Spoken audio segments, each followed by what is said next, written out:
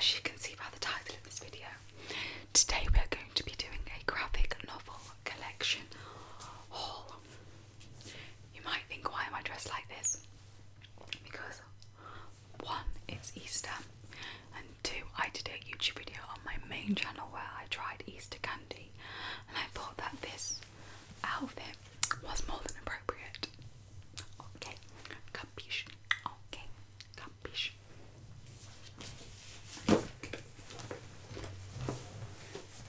So, there's going to be a mixture of graphic novels and business related books that you can actually use for YouTube channels or your general,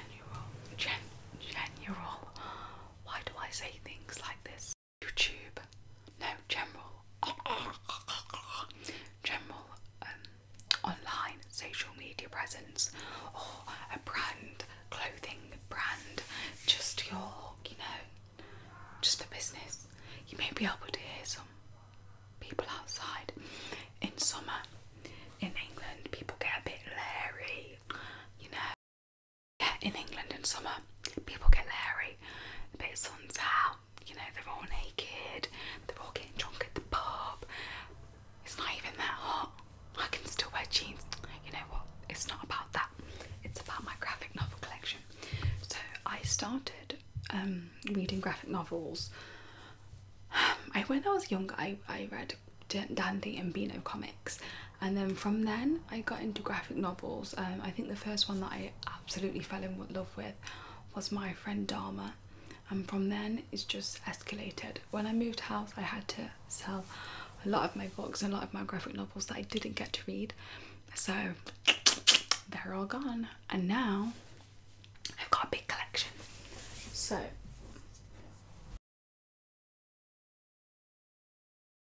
this book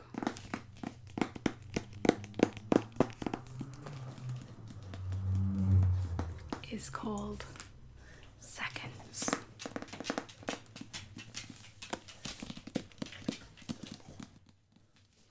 This is what the front. Oh, hello. Careful.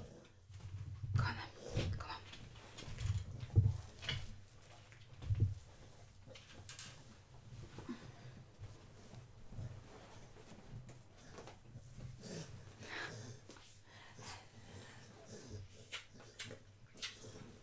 I love him so much. Hello. Okay, so the first book is called Seconds by Brian Lee O'Malley. We're gonna have some dog sounds in the video by the sound of things. Professional ASM artist. Okay, so as I was saying, we've got the author of the New York Times best-selling Scott Pilgrim series.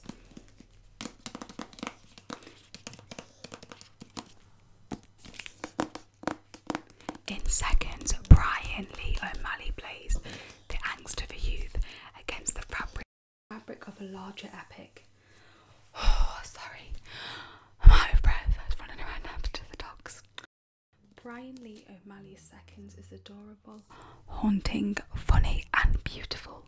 A perfect recipe of a great graphic novel. So, I'll read the blurb, which one you can hear more about it.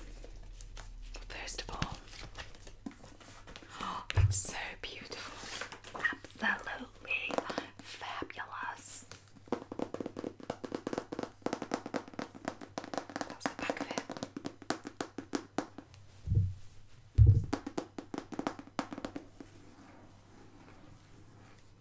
This is the front.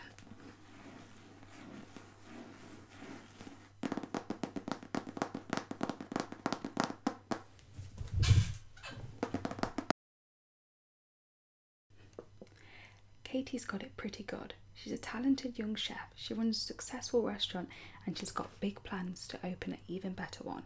Then, all at once, progress on the new location bogs down. Her charming ex-boyfriend pops up. Her fling with another chef goes sour, and her best waitress gets badly hurt. And just like that, Katie's life goes to pretty good to not so much. What she needs is a second chance. Everyone deserves one. Everyone deserves one, after all, but they don't come easily. Luckily for Katie, a mysterious girl appears in the middle of the night with simple instructions for a do-it-yourself do-over. We all need one of those. And just like that, all the bad stuff never happened. Katie's given another chance to get things right. She also gets a dresser full of mushrooms. Magical mushrooms. Oh my god. This sounds sick.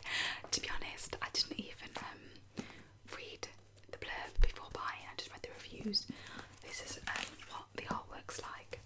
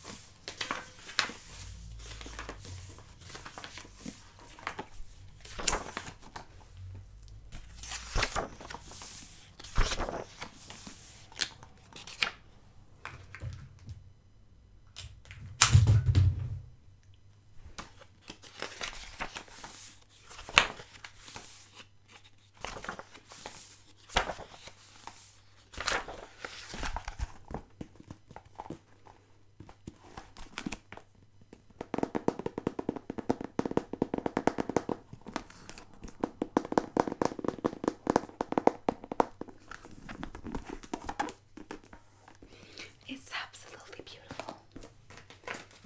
I know they say don't judge a book by its cover, but with this one, I definitely judged a book by its cover. Sorry, girl. Okay, the next one we have, it's called Patience by Daniel Cowles. Oh, look at the artwork though.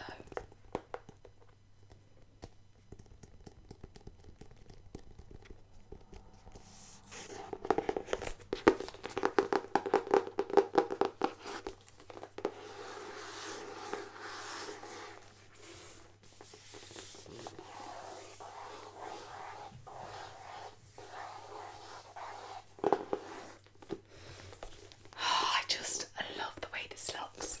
Okay. Funnily enough, there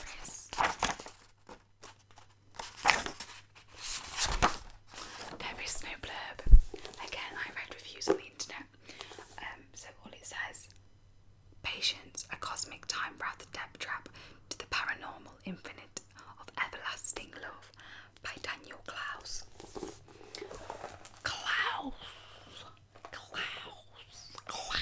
What a good word. I like the colour on this. I like the way the colour pops. It's bloody beautiful. I'm into quite weird graphic novels, and the artwork is very strange.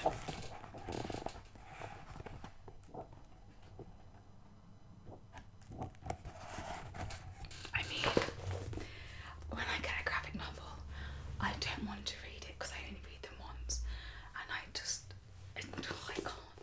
I have attachment issues, guys, and this is the shit that happens when you have attachment issues. I love you. The next is a one about rape. I think it's a teenage story about a young girl that gets raped, so trigger warnings definitely. On the back it says, I don't know if you can see that, it says here, I said no. I said no. I said no. And if you take this off, it's just, everything's black.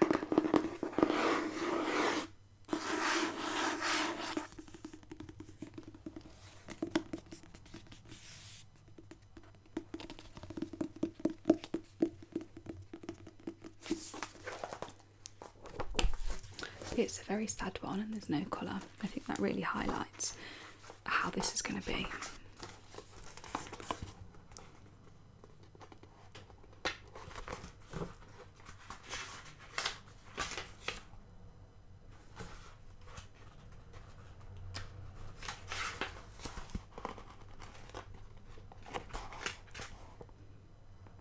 It's a really sad one apparently, so again, trigger warnings, rape, domestic violence, abuse. I think that's the general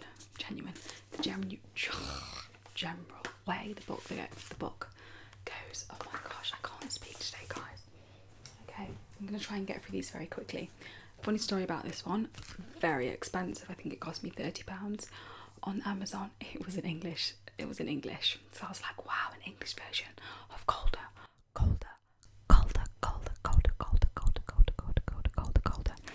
I was very impressed.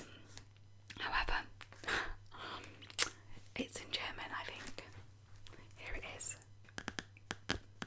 You know.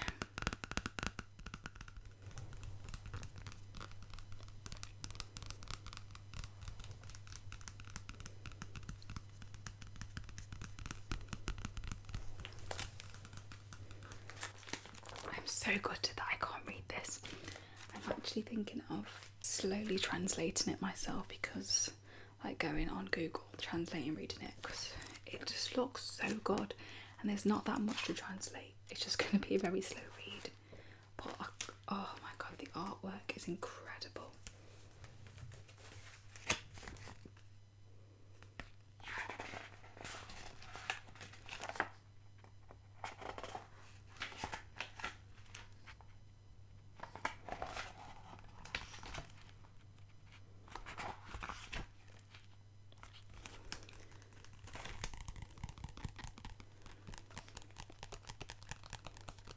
I don't want to give too much away.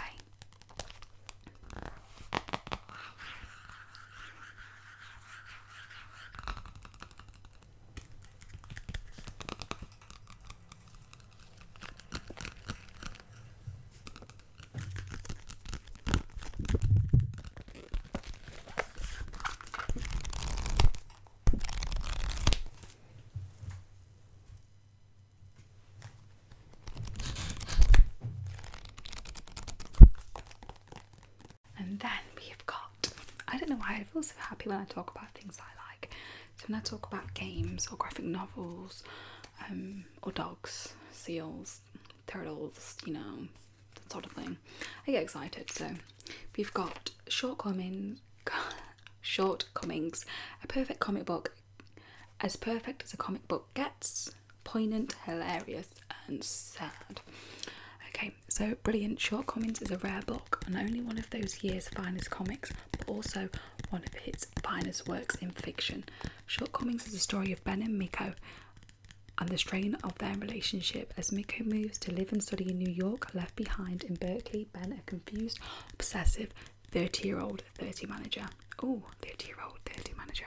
finds himself desperately trying to answer big questions, but aided by his promiscuous friend Alice and spending an increasing time with his new employee Autumn, things seem to get more confusing. A painful and witty look at the realities of contemporary life, Shortcoming brilliantly explores ideas of heritage, sexuality and identity.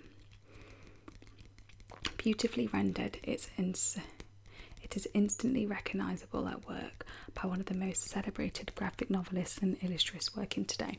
So my battery is dying, so quickly I'm just going to show you my other graphic novels very quickly. So here we have got David Boring by Daniel Clowes, another one by him. Clowes. The artwork. It's quite different because some pages are black and white and some pages have pops of colour, as you can see. And again, there absolutely is no blurb, so Amazon is your best bet to find out about this one. We have a really highly rated one, which is Black Hole. I'll read the back quickly. This might be the last one, so I'm going to say bye now, guys. Bye, and I'll see you next week. I'm going to say bye now, guys, because my camera's dying, so sorry for the very abrupt ending. I hope you're sleeping by now. So it was like a horrible game of tag. It took a while, but when they finally figured out it was some kind of new disease that only affected teenagers, they called it the teen plague or the bug. And there were all kinds of unpredictable symptoms. For some it wasn't too bad. a few bumps, maybe an ugly rash. Others, they turned into monsters and grew body parts, but the symptoms didn't matter. Once you were tagged, you were it forever. So again, another black and white one.